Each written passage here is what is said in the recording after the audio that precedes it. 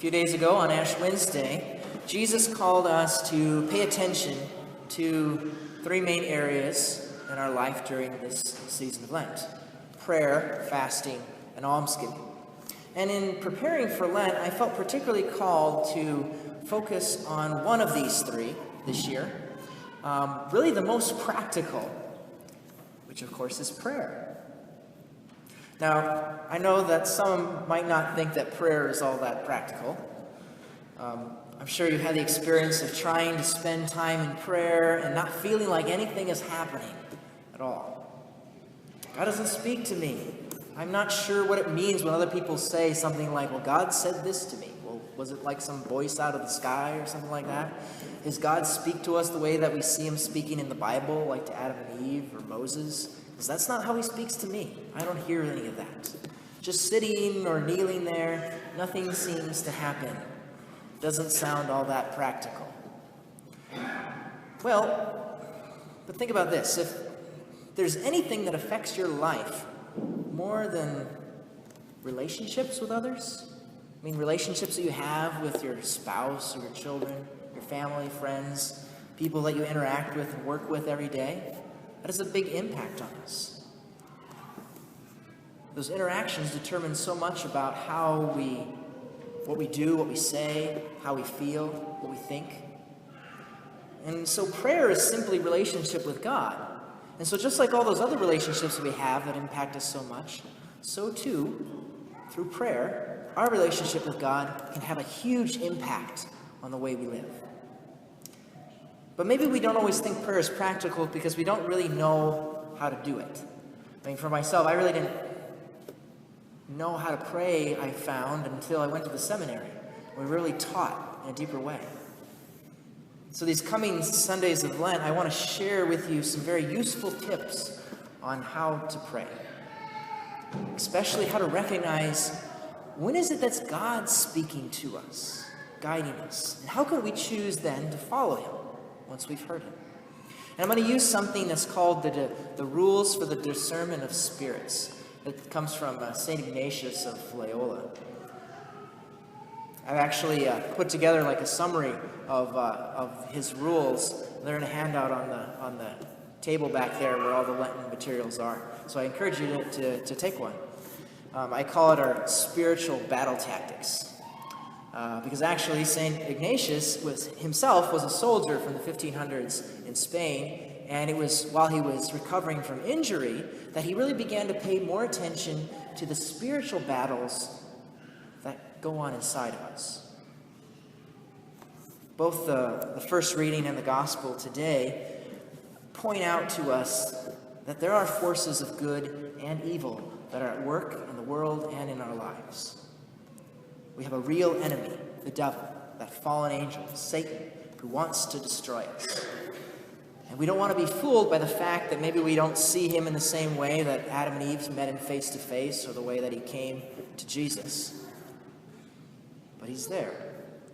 Normally, our spiritual battles happen on the level of the thoughts, the emotions, the desires that are going on inside of us.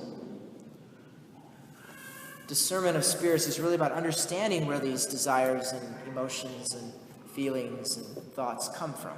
Are they coming from myself? Are they lies and temptations that are coming from the evil one, our enemy? Or are they things that are coming from God? Is God speaking to us? So the first step, we have to be aware of what's going on inside of us. That's the first step. It's understanding that sometimes we let all the stuff going on in our world kind of get in the way from really paying attention to what's going on in our lives. You know, the busyness, entertainment, we sometimes let us distract us, especially if there's things going on inside of us that aren't quite right. We want to kind of pretend like it's not happening.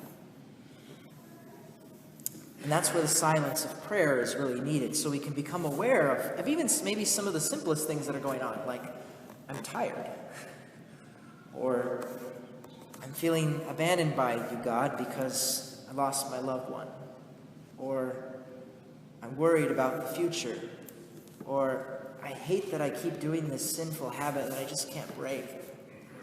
Maybe God doesn't really care about me. When we become aware of what's going on inside of us, then we can begin to try to understand, well, where are those thoughts? Where are those feelings coming from? Are they coming from myself? Are they coming from God? Or are they coming from the enemy? And it's important to know where they come from, because what's going on inside of us, it determines so much of what we do every day. So we want to reject those things that are bad and accept the things that are good. So we need to know where they're coming from. And to do this, St. Ignatius first has us consider kind of the overarching course of our life. Because there's two ways. Either our life is going from sin to sin away from God, or we're going from good to better on our way towards God. And depending upon which path we're on, God and the evil one is going to, in a sense, interact with us a little bit differently. So, St. Ignatius explains that. So if we're going from sin to sin, if we're going away from God, then the bad spirit is going to have us imagine pleasures that will keep us in our bad habits, keep us on that path to sin. But if we're going away from God that way, God instead, the good spirit, he's going to sting and bite our conscience. That's where that guilt comes in. To try to get us off of that track, away from him. Make us feel guilty. So if we're on that path away from God, the bad spirit's going to try to keep us there by making us feel okay, make us feel good that we're going that way. So he might say things like, that sin is really not that big of a deal. Or, just spend all that time on the computer, or going to the game. Listening to the game is so much more fun than praying. You don't really need to go to Mass. You can still be close to God. But if we're on the path away from God, what God's going to do is work to get us back on track by pricking our conscience. You missed Mass. You need to go to confession. You need to tell the truth to your spouse. I created you for so much more than this. So that's if we're going from sin to sin. Well, what if we're going the other way? What if we're going from good to better? What if we're on that path following God? Well, the bad spirit, our enemy, he's going to bring up problems. He's going to make things disquiet in our soul. He's going to give us false reasons why we can't continue going on that path, because he does not want us going that direction. But God, if we're following him, he's going to give us courage. He's going to give us strength and consolations. He's going to try to help remove those obstacles so that we can continue on that path following him. So see how those two are the exact opposite? When we're moving away from God, the evil one's the one who's going to make us feel good, and God's going to prick the conscience to get us going back the other direction. But if we're going the good direction, then suddenly it's the evil one who's going to upset us, and God's going to make sure that we have his consolations to keep following him. So it's important to know which direction we're headed. And probably for most of us, it's a little bit of both in our lives. Some areas we might be headed towards God, and some areas we might not be doing quite as well. So thoughts like, you're not good enough. Do you really think God loves you? Those are lies from the evil one trying to get us off track. Reject them. They're not from God. Instead, ones like, I am with you always. I can do all things through him who strengthens me. You're my beloved child.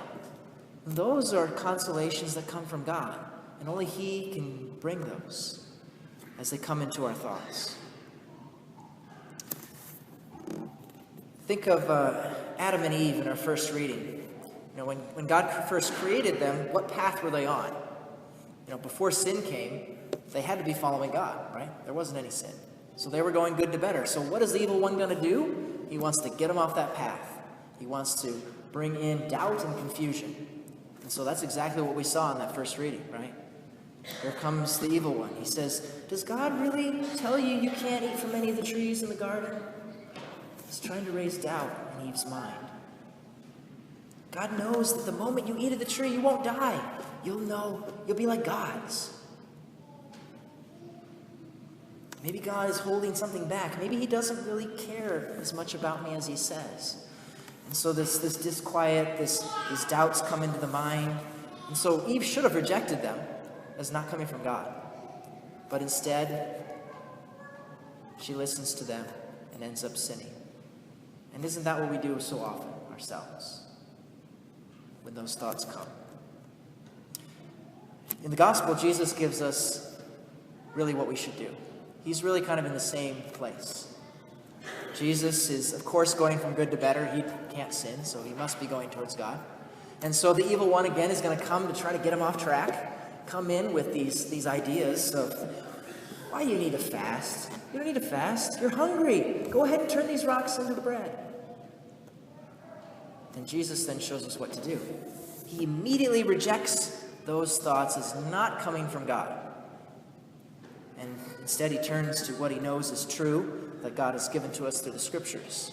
Man does not live by bread alone, but in every word that comes from the mouth of God. And he does the same thing with the second temptation and the third temptation, rejecting them and coming back to the truth, especially that we know from the scriptures. So that's what we should do, follow him, that. When there's something that comes up that, if we're striving to follow God and something comes up that's trying to get us off that path, this disquiet, this confusion in our hearts, to reject that and to bring them to the Lord. Be reminded of the truth that we know that comes from God. Jesus, I'm feeling frustrated because of what so-and-so did to me. Help me not to lash back out at them. There's this sadness in my heart, Lord, and I don't know what to do with it. This is just the beginning of St. Ignatius' rules. It's just really the first two of his rules, but I better stop there. In the back, there's my spiritual battle tactics that you can pick one up at the after Mass. Next week, and we'll continue learning some more of these tips for prayer, understanding how God speaks to us, so that this year, especially during this Lenten season, we can better understand how God is working, how he's working in our life each day. And we can recognize when he's speaking to us so that we can accept and follow those good things and then reject the things that don't come from him.